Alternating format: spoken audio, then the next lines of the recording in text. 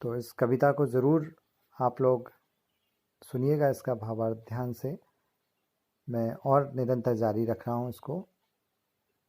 उनका शरीर, त्वचा, भाव सभी कुछ अनंत कोमलता से युक्त होता है। ऐसा लगता है जैसे जन्म के साथ ही कपास जैसी कोमलता लेकर आए हैं। वे एक अदृश्य सत्य को प्रकट करते हुए बताते हैं कि कुछ धरती ही घूमती हुई उनके निरंतर चंचलता में रहने वाले पैरों के पास आती है। कवि ने इस कल्पना को एक दार्शनिक कल्पना में बदल दिया। दार्शनिकता है कथन का इस बात को देखिए कि बच्चों के पैर धरती पर दौड़ने नहीं जाते, इसके उलट स्वयं धरती ही उनके व्याकुल पैरों के पास आ पहुंचती है। आलोक धनवा ने क्या सोचा है, दोबारा इसको सुनिएगा कि बच्चों के पैर धरती पर दौड़ने नहीं जाते, इसके उलट स्वयं धरती ही उनके व्याकुल बेचैन पैरों के पास आ पहुंचती है। अर्थात समूची धरती, सारी धरती उनके पैरों की गति के सामने छोटी है, कम है, आंशिक है। अपनी धुरी पर घूम रही पृथ्वी की गति को इस तरह कवि ने नया ही अर्थ दे दिया है।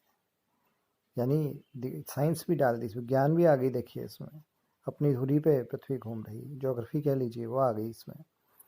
फिर आलोक धनवा अपनी कविता में आगे बढ़ते हुए बताते हैं कि जिस समय बच्चे अपनी सुध बुध खोकर दौड़ रहे होते हैं, तब छतों की कठोरता भी उनके लिए नरम बन जाती है। वे उसकी परवाह नहीं करते।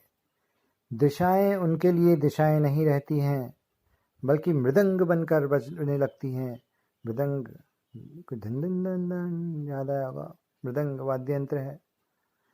मृदंग बनकर रस बरसाने लगती हैं। बच्चे उस रस के जनक भी हैं और उसमें सराबोर भी हैं, आकंठ डूबे हुए हैं, यानी पूरे गले गले तक डूबे हुए हैं।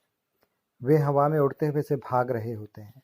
सोचिए जब पतंग, कहते हैं पतंग लूटने जा रहे हो, देखो कैसे भागते हैं। बिल्कुल एक कोई याद नहीं आ रही, सलमान खान की कोई पिक्चर थी, वो पतंग लूटने जाता है छज्जों से, चौबारों से, वहाँ से पूरा छतों से दौड़ता है, गलियों में दौड़ता है पतंग लूटने के लिए। वो वाला सोचिए, वो तो सलमान खान है, वो तो बड़ा भी था, स्टार भी है, लेकिन बच्चे जब दौड़ते हैं कैसे दौड़ते हैं, वो वाला ही कल्पना है। पर यह सब तभी संभव हो पाता है जब वे अपनी सुध-बुध खो देते हैं। सुध-बुध खोना सुध-बुध रखने से भी बड़ा गुण है। आसान नहीं है सुध-बुध खोना, यह तो परम आध्यात्मिक स्थिति है। कबीरदास जी की उन पंक्तियों को जरा याद कीजिए। हमन है इश्क मस्ताना, हमन को होशियारी क्या, परमात्मा के इश्क में लीन होने के बाद होश का क्या काम। बच्चे भी परम संत हैं, बच्चे भी संत की तरह हैं, साधुओं की तरह हैं। इस कला में बड़े निष्णात निपुण होते हैं, उन्हें स्वाभाविक रूप से कला प्राप्त होती है। यह संपदा तो बच्चों के पास ही होती है, सुध-बुध खो देना। और इसी सुध-बुध को खोकर चले जाते हैं पतंग लूटने। पतंग उड़ाने में भी उन्हें ध्यान नहीं रहता है, कहाँ से पतंग उड़ रही, कैसे उड़ रही है। इस गति का झोंका उन्हें छतों की किनारे तक पहुंचा देता है, खतरनाक किनारे तक। वे छत से गिरने को होते हैं, शरीर गिर जाने के लिए बाहर तक झूल भी जाता है, पर वे ही अपनी देह के रोमांचक संगीत से अपने को संभाल लेते हैं। वही देह संभालती है, वही शरीर संभालता है उन्हें, जिसकी सुध-बुध बच्चों ने खो दी है।